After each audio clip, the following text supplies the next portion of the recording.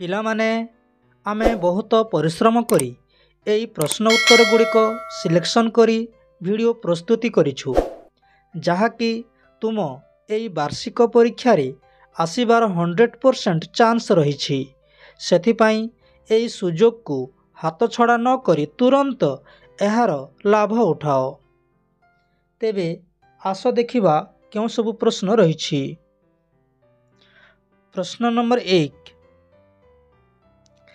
ଯେଉଁ ସମ୍ବଳ ଗୁଡ଼ିକର ଠିକ୍ ପରିମାଣ ଓ ମାନ ଜଣା ନାହିଁ ଏବଂ ଏବେ ସୁଦ୍ଧା ବ୍ୟବହାରରେ ଲାଗେ ନାହିଁ, ସେଗୁଡ଼ିକୁ ଡେସ୍କ ସମ୍ବଳ କୁହାଯାଏ।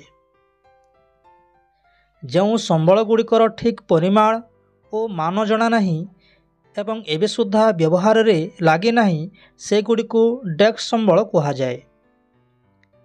ଏଠାରେ ହେବ ପ୍ରଚ୍ଛନ୍ନ। ଏଠାରେ ହେବ ପ୍ରଚ୍ଛନ୍ନ। ତୁମେ ଲେଖିବ ଏହି ଡେସ୍କ ସ୍ଥାନରେ ପ୍ରଚ୍ଛନ୍ନ। ପ୍ରଚ୍ଛନ୍ନ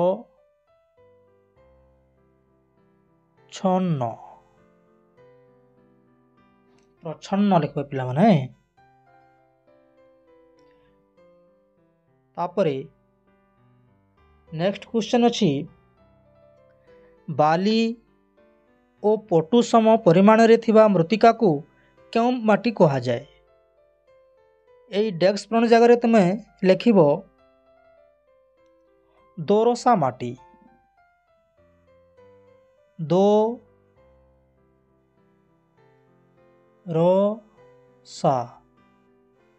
ଦୋରସା ମାଟି କୁହାଯାଏ। ତାପରେ ନେକ୍ସଟ କ୍ୱେଶ୍ଚନ୍ ଅଛି, ସ୍ୱର୍ଣ୍ଣତନ୍ତୁ ରୂପେ ଡେସ୍କ ପରିଚିତ। ଏଠାରେ ଉତ୍ତର ହେବ ଝୋଟ। ଲେଖିବ ପିଲାମାନେ ଝୋଟ। ନେକ୍ସଟ କ୍ୱେଶ୍ଚନ୍, ଜାପାନର ମାଞ୍ଚେଷ୍ଟର ଭାବେ ଡେସ୍କ ସହର ପରିଚିତ। ଜାପାନର ମାଞ୍ଚେଷ୍ଟର ଭାବରେ ଡେସ୍କ ସହର ପରିଚିତ। ଏହାର ଉତ୍ତର ହେବ ଓସାକା।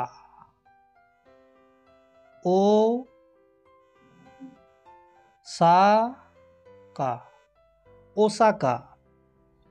ନେକ୍ସଟ କ୍ୱେଶ୍ଚନ୍, 5ରୁ 8 ନମ୍ବର ପର୍ଯ୍ୟନ୍ତ ପ୍ରଶ୍ନଗୁଡ଼ିକର 4ଗୋଟି ସମ୍ଭାବ୍ୟ ବିକଳ୍ପ ମଧ୍ୟରୁ ଠିକ୍ ଉତ୍ତରଟି ବାଛି ପାର୍ଶ୍ୱସ୍ଥ କୋଠରୀରେ ଠିକ୍ ଚିହ୍ନ ଦିଅ। 5 ନମ୍ବର ପ୍ରଶ୍ନ କହେ, କେଉଁଟି ଏକ ଜୈବ ସମ୍ବଳ? ଏହାର ସଠିକ୍ ଉତ୍ତରଟି ହେବ ଜଙ୍ଗଲ। ଏହି ଘରେ ଠିକ୍ ଚିହ୍ନ ଦେବ।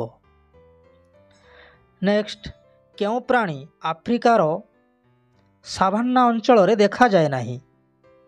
ଏହାର ସଠିକ୍ ଉତ୍ତରଟି ହେବ କଙ୍ଗାରୁ। ଏହି ଘରେ ଠିକ୍ ଚିହ୍ନ ଦେବ। ନେକ୍ସଟ କ୍ୱେଶ୍ଚନ୍,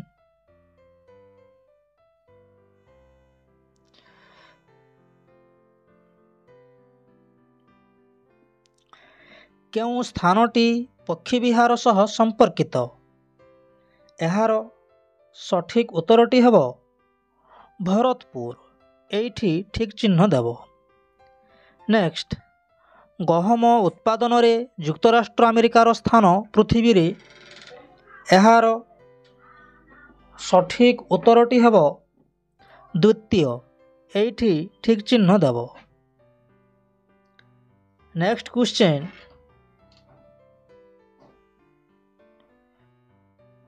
ଦୁଇଟି ମୁଖ୍ୟ ଦେଶ କିମ୍ବା ଜିଲ୍ଲାର ନାମ ଲେଖ।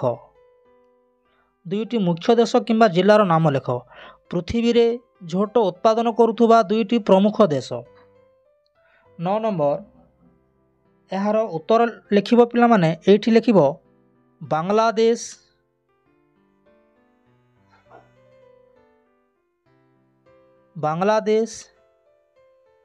ଏବଂ ଏଇଠି ଲେଖିବ ଭାରତ।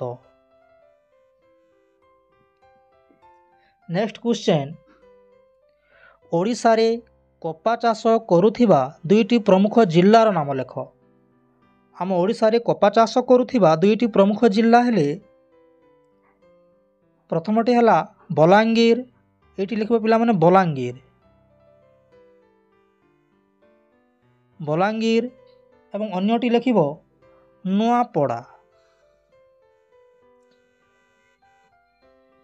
नुआपड़ा। तापर नेक्स्ट क्वेश्चन,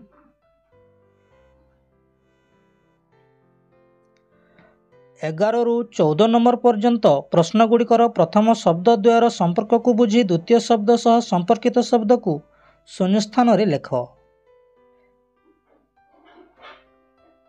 11 नंबर प्रथम शून्य स्थान रे हब सर्वव्यापी संबल, एठी लिखिब सर्वव्यापी संबल सर्वव्यापी संबल। तापर हब 12 नंबर रो उत्तर हब एक सिंग थिबा गंडा, एठी लिखिब एक सिंग थिबा गंडा।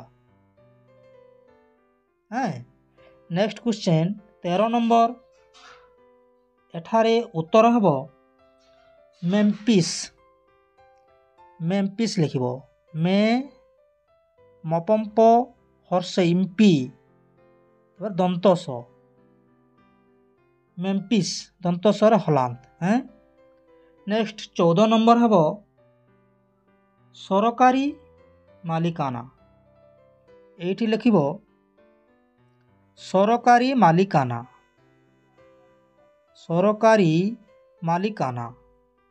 नेक्स्ट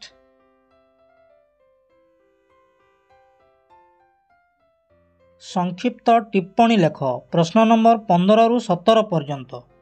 पिला माने एई प्रत्येक लॉन्ग क्वेश्चन रो प्रश्न उत्तर आमे एई वीडियोर शेष रे देइछु। चिंता करिवार किछि आवश्यकता नहीं, तुम निश्चय ताकू देखि लिखिबो।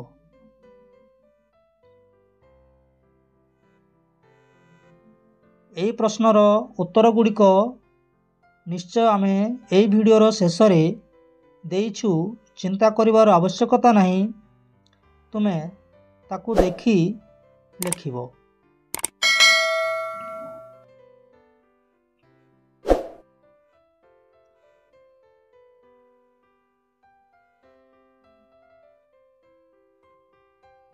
धन्यवाद।